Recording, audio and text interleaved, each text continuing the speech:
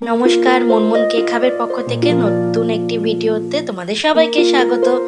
তো আমি আজকে যে ভিডিওটা তোমাদের সাথে শেয়ার করব, একদম যারা নতুন কেক বানাতে শিখতে চাইছো, যারা বিগিনার্স আছো তাদের জন্য একদম ইজি। প্রথমে আমাকে কড়াইটাকে প্রিহিট করতে দিতে হবে 10 থেকে 15 মিনিটের জন্য। তারপরে যা যা লাগবে সেগুলো তোমাদেরকে এক এক করে বলে দিচ্ছি। একটা স্প্যাচুলা, একটা হ্যান্ড উইক্স, জল, আর আমি রেডিমেড প্রিমিক্স ইউজ করেছি, কনডেন্স মিল্ক আর হচ্ছে ম্যাঙ্গো ক্রাশার। প্রথমে কনডেন্স মিল্ক আর ম্যাঙ্গো ক্রাশারটাকে আমি একটি পাত্রের মধ্যে নিয়ে নিয়েছি। পাত্রটা কিন্তু অবশ্যই শুকনো পাত্র হতে হবে। তার মধ্যে আমি পরিমাণ মতো জল দিয়ে দিয়েছি। প্রথমে তোমরা অল্প করে জলটা দেবে। যদি ব্যাটারটা বুঝতে না পারো, প্রথমে অল্প করে জল দিও, তারপরে লাগলে তখন বেশিটা দেওয়া যাবে। তারপরে প্রিমিক্স যেটা রয়েছে সেটাকে আমি একটু চেলে নিচ্ছি। অনেক সময় কি হয়, প্রিমিক্স আমাদের যখন থেকে যায়, এয়ার ঢুকে সেটা অনেক সময় দানা দানা হয়ে যায়, তো সেটা চেলে নিলে পরে খুব ভালো হয়। তো প্রিমিক্সটাকে আমি চেলে নিয়েছি। আজকে আমি এগলেস বানাচ্ছি, কারণ আমাকে যেই কাস্টমার আর কি অর্ডার করেছিল উনি এগ পছন্দ করেন না, তো তার জন্য আমাকে এগলেস বানাতে হয়েছে কেকটা। তো এটা দিয়ে ভালো করে আমি মিক্স করে, আর ছোটো কেক হবে একটা 1/2 পাউন্ডের। তো ছোট্ট একটা বাটির মধ্যে আমি একটা বাটার পেপার নিয়ে নিয়েছি, একটু অয়েল ব্রাশ করে দিয়েছি, তার মধ্যে ব্যাটারটা দিয়ে আমি বসিয়ে দিয়েছি। আমার এই কেকটা হতে 40 থেকে 45 মিনিট টাইম লেগেছে। যা বললাম 40 মিনিটের জন্য ঘুমিয়ে পড়তে।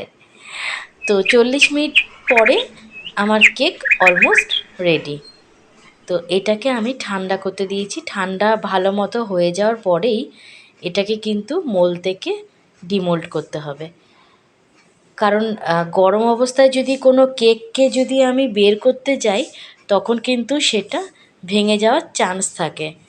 যার জন্য কেকটাকে ভালো করে ঠান্ডা করে তারপরে বের করতে হবে। খুব সুন্দর জালিটা পড়েছে। প্রিমিক্স দিয়ে কেক করলে খুব ভালো খেতে হয়। তবে হ্যাঁ, কনডেন্স মিল্ক দিলে পরে আরও টেস্টটা দ্বিগুণ হয়ে যায়। আমি প্রথমে কেক বোর্ডের মধ্যে একটু ক্রিম অ্যাড করে নিয়েছি, যাতে বোর্ডের থেকে কেকটা না সরে যায়। আর জলের সাথে আমি ম্যাঙ্গো ক্রাশার ইউজ করে নিয়েছি, সেটাকে মিশিয়ে ক্রিমটা ওপর থেকে দিয়ে দিচ্ছি। তবে আমি একটা কথাই বলবো, যারা বিগিনার্স আছো, যারা সবার প্রথম কেক বানানোটা শিখছো, তারা কিন্তু পাইপিং ব্যাগে করেই ক্রিমটা দেওয়ার চেষ্টা করো, তাতে ক্রিমটা খুব অল্প পরিমাণে স্প্রেড হয়ে যায় আর দিতেও খুব সুবিধা হয়।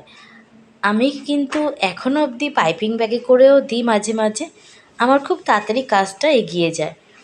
তো এই কেকটা যাদের জন্য বানাচ্ছি তারা ক্রিম খুব একটা পছন্দ করে না, যার জন্য দেখতেই পাচ্ছ খুব অল্প পরিমাণে ক্রিম আমি কেকের মধ্যে ইউজ করছি।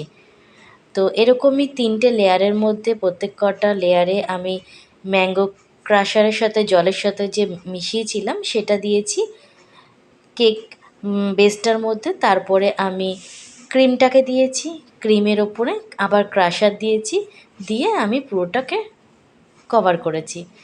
এবার আমি একটু সিম্পল ডিজাইন করার চেষ্টা করব।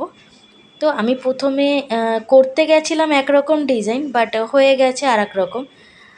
আমি চেষ্টা করেছিলাম অন্য একটা ডিজাইন করার, বাট দেখলাম একটু অন্যরকম ডিজাইন হয়ে গেছে। চলো বানাতে যাই একরকম, হয়ে যায় পরে আর এক রকম। কিছুক্ষণ ফ্রিজ থেকে বের করলাম এটাকে, দিয়ে এবার ওই সেম ক্রিমের মধ্যেই সামান্য একটু অরেঞ্জ কালার মিশিয়ে আমি ফ্লাওয়ার করার চেষ্টা করছিলাম। তো ফ্লাওয়ার করতে গিয়ে আমার ক্রিমটা না খুব এত হিট আমাদের এখানকার ওয়েদার, তো ক্রিম আমার তাড়াতাড়ি খুব মেল্ট হয়ে যাচ্ছিল। তো যাই হোক, তো প্রথমে একটু ফ্লাওয়ারটা করতে গিয়ে একটু অসুবিধা হয়েছিল, বাট পরে সেটা ঠিকঠাক হয়ে গেছে। ছোট ছোট ফ্লাওয়ার করেছি, আর তার উপরে ছোট ছোট চকলেটের বল দিয়ে দিয়েছি অরেঞ্জ কালারে, যাতে দেখতে ওটা আরও বেশি সুন্দর লাগে। তো তোমরা যারা বিগিনার্স আছো তারা এরকম সিম্পলভাবে কেক বাড়িতে ডেকোরেশন করে তোমাদের আনন্দ দিনগুলোতে তোমরা এনজয় করতে পারো। তো খুব সিম্পল, খুব তাড়াতাড়ি হয়ে যায়, বেশিক্ষণ টাইম লাগে না। তো কেমন লাগলো আমার এই ভিডিওটা, আমার এই ছোট্ট প্রচেষ্টা? তোমাদের যদি সত্যি ভালো লাগে তো প্লিজ আমার চ্যানেলটাকে লাইক করো, সাবস্ক্রাইব করো। ভালো থেকো। হর হর মহাদেব।